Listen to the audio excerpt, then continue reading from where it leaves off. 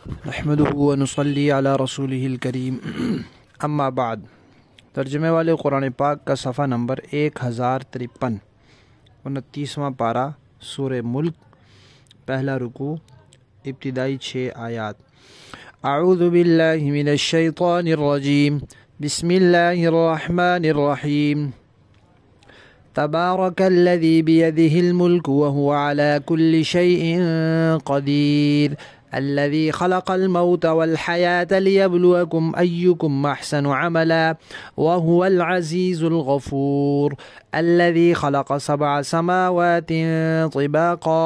ما ترى في خلق الرحمن من تفاوت فارجع البصر هل ترى من فطور ثم ارجع البصر كرتين ينقلب إليك البصر خاسئا وهو حسير، ولقد زينا السماء الدنيا بمصابيح وجعلناها رجوما للشياطين وأعتدنا لهم عذاب السعير، وللذين كفروا بربهم عذاب جهنم وبئس المصير۔ صدق اللہ العظیم۔ اس صورت کا اور ان آیات کا پچھلی صورت کے ساتھ جوڑ اور ربط صورت کے تعارف میں بتایا جا چکا ہے۔ اس صورت کے آغاز میں اللہ تبارک و تعالی نے یہ فرمایا ہے کہ اللہ تعالی بڑی ہی برکت والی ذات ہے، بڑے عالی شان ہے، ہر قسم کی جو بادشاہت ہے وہ اللہ کے قبضے قدرت میں ہے۔ ید کا لفظ آیا ہے، ید کا لفظی معنی تو ہاتھ ہے۔ اب اللہ تعالیٰ کی طرف جب اس کی نسبت ہوئی تو اس سے کیا مراد ہے، اس بارے میں یہ بھی ہو سکتا ہے کہ اس سے ہاتھ ہی مراد ہو، لیکن ظاہر بات ہے اللہ تعالیٰ کی مثل کوئی چیز نہیں ہے، لہذا جیسے ہم ہاتھ سمجھتے ہیں انسانوں کے یا کسی اور چیز کے، اس طرح کا تو قطعاً نہیں ہے۔ پھر کیسا ہوگا، وہ جیسی اللہ کی شان ہوگی۔ اور یہ بھی ہو سکتا ہے کہ ہاتھ مراد ہی نہ ہو، بلکہ ہاتھ سے مراد اللہ تعالیٰ کی قدرت ہو، اللہ تعالیٰ کا قبضہ ہو۔ جیسے کہتے ہیں اس کے پیچھے فلاں کا ہاتھ ہے، یعنی اس کے پیچھے فلاں کی کوشش ہے، تو کہتے ہیں ملک کی جو نظام ہے وہ فلاں کے ہاتھ میں ہے، یعنی اس نے کوئی ہاتھ میں پکڑا ہوا تو نہیں ہوتا، تو اللہ تعالیٰ کے قبضے قدرت میں ہے، اللہ کی قدرت میں ہے بادشاہت ساری کی ساری، اور ہر چیز پر اللہ تعالیٰ کو پوری قدرت حاصل ہے۔ پھر اسی قدرت کے نمونے میں یہ بتایا کہ دیکھو موت بھی اللہ نے پیدا کی ہے اور زندگی بھی اللہ نے پیدا کی ہے۔ موت بھی اللہ نے پیدا کی ہے۔ حدیث شریف میں آتا ہے کہ قیامت کے دن موت کو ایک مینڈے کی شکل میں لا کے ذبح کر دیا جائے گا اور اس کے بعد کسی کو موت نہیں آئے گی۔ تو موت ایسی چیز ہے جو باقاعدہ اللہ تعالیٰ نے پیدا کی ہے، اور زندگی بھی اللہ تعالیٰ نے پیدا کی ہے۔ اب انسان جو ہے وہ اس دنیا میں آ گیا، اس کو زندگی مل گئی، تو کیوں دی اللہ تعالیٰ نے؟ اللہ فرماتے ہیں تاکہ تمہیں آزمائے، اللہ تعالیٰ آزمائش کرے، تمہاری امتحان ہے۔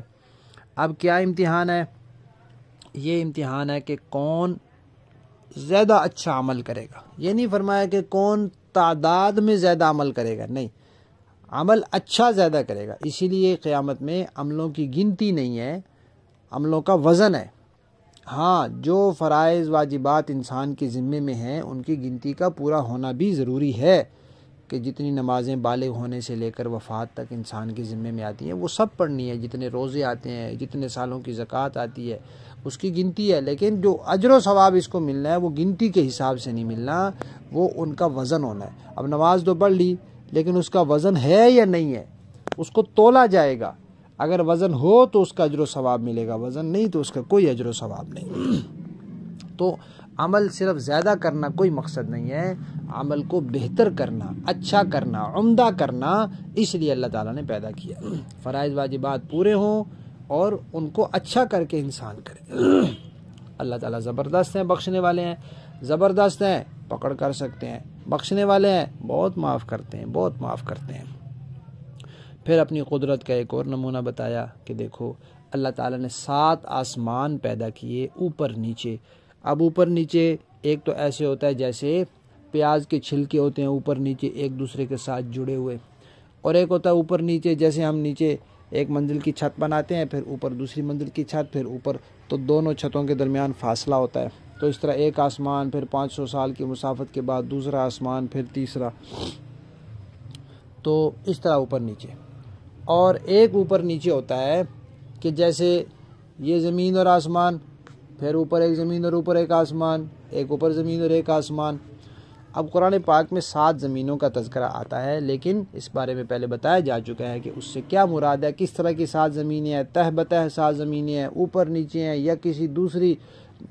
نظام شمسی میں ہے، یہ اللہ تعالیٰ کو معلوم ہے۔ بس اتنا ہے کہ 7 آسمان ہیں اور 7 زمینیں ہیں اور ان میں اوپر نیچے ہیں۔ پھر اللہ تعالیٰ فرماتے ہیں کہ دیکھو یہ جو اللہ تعالیٰ نے سارا نظام بنایا ہے، انسان کو بنایا ہے، سارا عالم بنایا ہے، سارے جہان بنایا ہے، اس میں تمہیں کوئی خلل نظر نہیں آئے گا، کوئی فرق نظر نہیں آئے گا، کوئی کمی کوتاہی نظر نہیں آئے گی، خرابی نظر نہیں آئے گی اللہ کی بناوٹ میں۔ ایسا اللہ تعالیٰ نے مناسب اور موزون بنایا ہے کہ غیر مناسب اور غیر موزون تمہیں نظر نہیں آئے گا۔ تم نگاہ دوڑاؤ، کیا تمہیں کوئی خرابی اور نظر آتی ہے؟ پھر دوڑاؤ، بار بار دیکھو، تم جتنی مرتبہ دیکھو تمہاری نظر بار بار پھر پھر کے تھک جائے گی اور بالآخر ناکام واپس آئے گی۔ تم اللہ کی بنائی ہوئی چیزوں میں کوئی خلل اور خرابی نہیں ڈھونڈ سکتے۔ پھر کہا کہ دیکھو اللہ نے آسمان بنایا ہے، اس آسمان کو اللہ تعالیٰ نے ستاروں سے مزین کیا ہے، اور ستاروں کا ایک فائدہ اور یہ ہے کہ اللہ نے ان کو یہ جو جنات اور شیاطین ہوتے ہیں ان کو مارنے کا آلہ بنایا ہے، وہ میزائل کا کام کرتے ہیں ان کے لیے، اور جو کافر لوگ ہیں، جو شیاطین ہیں، ان کے لیے اللہ تعالیٰ نے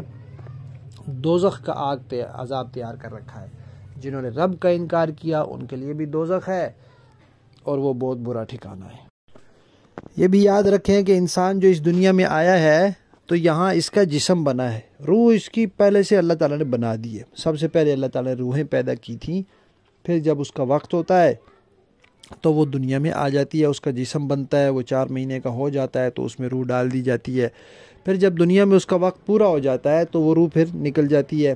اور جسم مٹی میں دفن ہو جاتا ہے۔ پھر اسی مٹی سے اللہ تعالیٰ قیامت کے دن اس کو نکالیں گے اور پھر اس میں روح ڈال دیں گے۔ درمیان کا جو زمانہ ہے اس میں روح کا جسم کے ساتھ تعلق رہتا ہے، جس کی وجہ سے انسان کو قبر کا عذاب یا ثواب اس کا احساس ہوتا رہتا ہے۔ تو اصل چیز جو ہے وہ روح ہے، اس روح کے لیے جسم کو گویا کہ ایک سواری بنایا گیا ہے کہ اس کے اوپر وہ روح سوار ہو جاتی ہے اور پھر وہ اپنے اعمال وغیرہ کرتی ہے۔ تو روح کے لیے موت نہیں ہے، یہ موت کا تعلق جسم کے ساتھ ہوتا ہے۔ اور یہ بات بھی پہلے ہو چکی ہے کہ یہ دنیا اللہ تعالیٰ نے بنائی ہے، تو اس کو ایک مثال سے سمجھنا چاہیے کہ کوئی ادارہ بنتا ہے تعلیمی، تو وہ کامیاب کرنے کے لیے، پڑھانے کے لیے بنتا ہے۔ اس کا مقصد طلباء کو فیل کرنا نہیں ہوتا، ناکام اور راسب کرنا نہیں ہوتا۔ اگرچہ کچھ طلباء اپنی بد محنتی کی وجہ سے، نہ پڑھنے کی وجہ سے فیل بھی ہو جاتے ہیں، راسب بھی ہو جاتے ہیں، پھر ان کو سزا بھی ملتی ہے، ان کو وہاں سے کبھی نکالا بھی جاتا ہے، لیکن ان کی خاطر وہ ادارہ بنتا نہیں ہے۔ تو اسی طرح اللہ تعالیٰ نے دنیا نافرمانی کے لیے اور لوگوں کو دوزخ میں بھیجنے کے لیے بنائی نہیں ہے۔ بنائی تو اس لیے کہ لوگ اللہ کی فرما برداری کریں اور کامیاب ہوں اور جنت میں جائیں، لیکن لوگ پھر اپنی بدعملیوں اور بدعقیدگیوں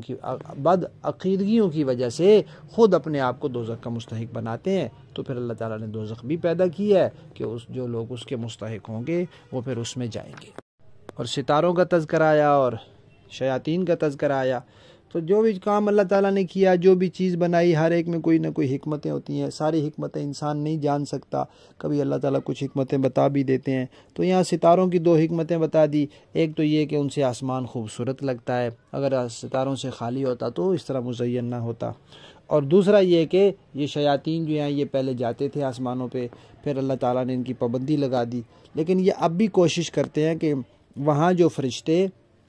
زمینی احوال کے بارے میں آپس میں گفتگو کر رہے ہوتے ہیں یہ اس کو سن لیں، اور زمین پر جو انسانوں کی شکل میں ان کے دوست شیاطین ہیں ان کو بتا دیں، پھر وہ اس میں غلط سلط باتیں ملا کے لوگوں میں پھیلائیں تاکہ لوگوں کے عقائد خراب ہوں۔ تو وہ باتیں سننے کی کوشش کرتے ہیں۔ تو پھر جب وہ جاتے ہیں تو پھر اللہ تعالیٰ یہ ستاروں اور سیاروں کو ان کے پیچھے لگا دیتے ہیں، جس کو شہاب ثاقب کہتے ہیں، اور وہ اس کو جلا کر بھسم کر دیتے ہیں۔ اس بارے میں بھی پہلے کئی دفعہ بات تفصیل سے آ چکی ہے۔ لفظی معنی دیکھیے، تبارکا بڑی برکت والی ہے، الذی وہ ذات، بیدہی جس کے قبض قدرت میں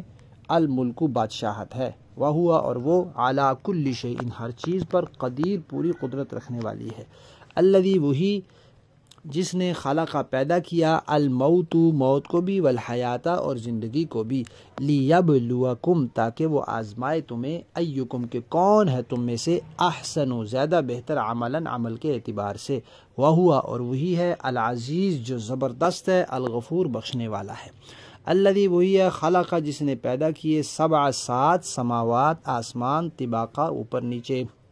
ما ترا نہیں دیکھے گا تو فی خلق خدا کی کاریگری اور تخلیق میں بناوٹ میں الرحمن رحمان کی من تفاوت کوئی فرق کوئی خرابی کوئی خلل، فرجع لوٹانا البصر اپنی نگاہ کو حل ترا کیا تو دیکھتا ہے من فطور کوئی شگاف اور خلل، ثم پھر ارجع لوٹا البصر اپنی نگاہ کو کرتین بار بار ینقلب لوٹ آئے گی الیک تیری طرف البصر نگاہ خاسئن تھک کر وہو حسیر خاسئن ناکام ہو کر وہو حسیر اور وہ تھکی ہوئی ہوگی، وَلَقَدْ اور یقیناً زینا ہم نے آراستہ کیا السماء الدنیا آسمان دنیا کو قریبی آسمان کو بمصابیح چراغوں سے، ستارے ہیں سیارے ہیں، وجعلنا اور ہم نے بنایا ان کو رجوماً مارنے کا آلہ للشیاطین شیاطین کے لیے، واعتدنا اور ہم نے تیار کر رکھا ہے لہم ان شیاطین کے لیے عذاب السعیر دوزخ کا عذاب، وللذین اور ان لوگوں کے لیے کفروا جنہوں نے انکار کیا بربہم اپنے رب کا عذاب جہنم ان کے لیے دوزخ کا عذاب ہے، وبئس المصیر اور وہ بہت برا ٹھکانہ ہے۔ با محاورہ دیکھیں جی، تبارک الذی بیدہ الملک وہو علی کل شیء قدیر، بڑی شان ہے اس ذات کی جس کے قبض قدرت میں ساری بادشاہی ہے اور وہ ہر چیز پر پوری طرح قادر ہے، الذی خلق الموت والحیاۃ لیبلوکم ایکم احسن عملا وہو العزیز الغفور، جس نے موت اور زندگی اس لیے پیدا کی تاکہ وہ تمہیں آزمائے کہ تم میں سے کون عمل میں زیادہ بہتر ہے، اور وہی ہے جو زبردست ہے اور بخشنے والا ہے، الذی خلق سبع سماوات طباقا جس نے 7 آسمان اوپر نیچے پیدا کیے، ما تری فی خلق الرحمن من تفاوت تم خدائے رحمان کی تخلیق میں کوئی فرق نہیں پاؤ گے، فرجع البصر هل تری من فطور اب پھر سے نظر دوڑا کر دیکھو کیا تمہیں کوئی رخنا نظر آتا ہے، ثم ارجع البصر کرتین ينقلب الیک البصر خاسئا وهو حسیر، پھر بار بار نظر دوڑاؤ نتیجہ یہی ہوگا کہ نظر تھک ہار کر تمہارے پاس نامراد لوٹ آئے گی، وَلَقَدْ زَيَّنَّا السَّمَاءَ الدُّنْيَا بِمَصَابِيحَ وَجَعَلْنَاهَا رُجُومًا لِلشَّيَاطِينِ وَأَعْتَدْنَا لَهُمْ عَذَابَ السَّعِيرِ، اور ہم نے قریب والے آسمان کو روشن چراغوں سے سجا رکھا ہے اور ان کو شیطانوں پر پتھر برسانے کا ذریعہ بھی بنایا ہے اور ان کے لیے دہکتی آگ کا عذاب تیار کر رکھا ہے، وَلِلَّذِينَ كَفَرُوا بِرَبِّهِمْ عَذَابُ جَهَنَّمَ وَبِئْسَ الْمَصِيرُ، اور جن لوگوں نے اپنے پروردگار سے کفر کا معاملہ کیا ہے ان کے لیے جہنم کا عذاب ہے اور وہ بہت برا ٹھکانہ ہے۔ صدق اللہ العظیم۔